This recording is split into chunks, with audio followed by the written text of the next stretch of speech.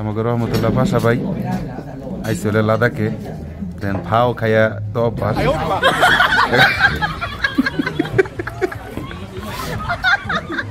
কথা হলে গিয়ে কথা তা না রেড চিলি এখন সে ট্রাই করতেছে রেড চিলি খাওয়ার অবস্থা কি হ্যাঁ কেমন ভাই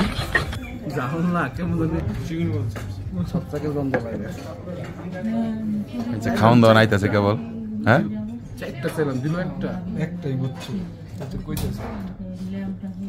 এটা কি ভাই ভাই এটা কি বাইরে না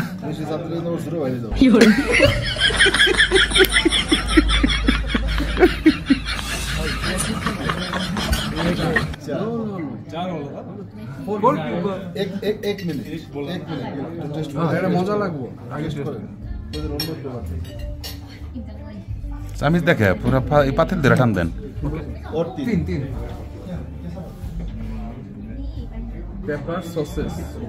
কাগজটা বানাইছে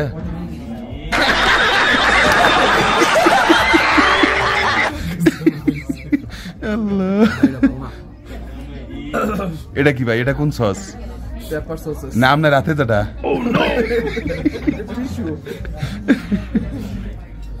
যাই হোক এই যে বাংকার সয়া সস এটা মানে ভিনেগারের লগে কাঁচামরিচ দিছে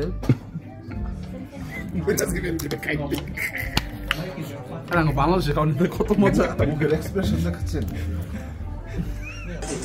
হ্যালো ভিউয়ার্স আমাকে দেখতে কেমন লাগছে মঙ্গোলিয়ানদের মতো লাগছে জানি না কেমন লাগছে টুপিটা কেমন হয়েছে বলতে পারবো না নেপোলিয়ান জানি না নেপোলিয়ান না মঙ্গোলিয়ান বলতে পারবো না না বুধবারিয়ান নাকি শনিবারিয়ান এটা একটু বললেন পুরো প্যাকেট হয়ে গেছে কিন্তু এখানে অনেক শীত অনেক ঠান্ডা বাই দ্য ওয়ে আমরা খুব সুন্দর একটা রেস্টুরেন্টে এসেছি এখানে পরিবেশটা অসাধারণ সুন্দর লের মধ্যে সবচেয়ে সুন্দর একটা ফাস্টফুড রেস্টুরেন্টে আমরা আসছি এই যে আমাদের পাশা ভাই হচ্ছে সস বিশেষজ্ঞ হয়ে গেছে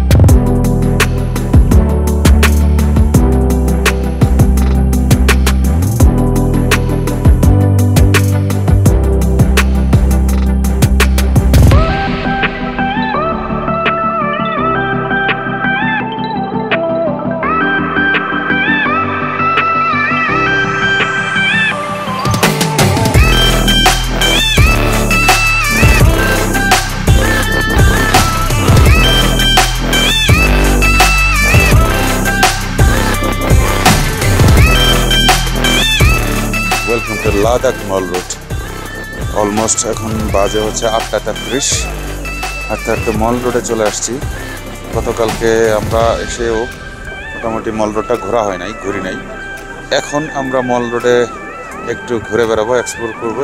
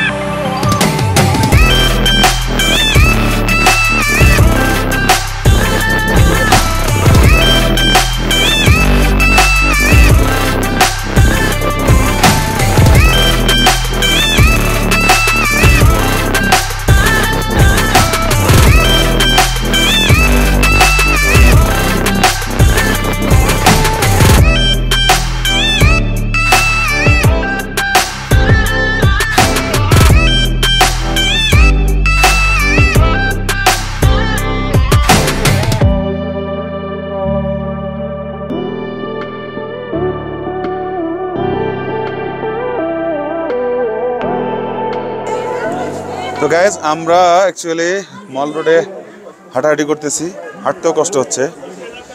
মল রোডটা অনেক সুন্দর, বেশি বড় না, ছোট, বেশ ঠান্ডা।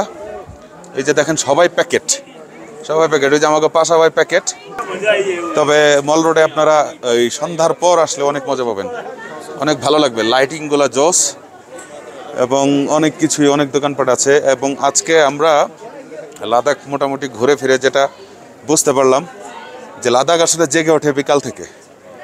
আপনার বিকাল থেকে রাত্রে 8টা পর্যন্ত, 8:30 পর্যন্ত লাদাখ ভরপুর একটা জাঁকজমক থাকে আর কি।